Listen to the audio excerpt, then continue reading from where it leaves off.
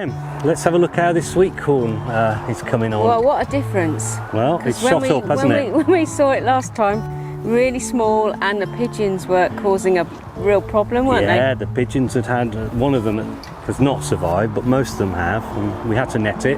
And what a crop now. I mean, it's incredible, which is a good word to use because that's its name. Yeah, it's incredible. We've not grown this one before. It's an incredible F1's the variety.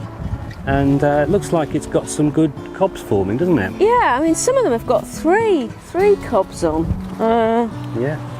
This one here's got three good size ones. Just need to fill out now, don't they, over the next few weeks? So now we've got on a windy day, which is good. It's great. Because it's all grown in a block, so you've got a bit of wind, which is going to cause the pollination, the pollen from the top to pollinate these tassels here.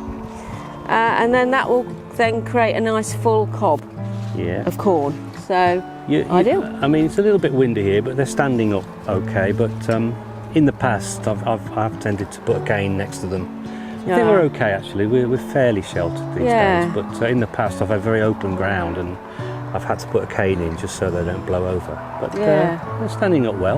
Yeah, doing well. So I mean, we're sort of now beginning of August, but I think it's probably going to be towards the end of August when they'll be ready. Yes. Yeah. You'll see that they will brown off. I mean, this is a bit early, but they will start to get much browner than that. Yeah. And then what you tend to do is what I always do is I'll open them a little bit with my fingernails, and I'll stick a fingernail in one of the. And if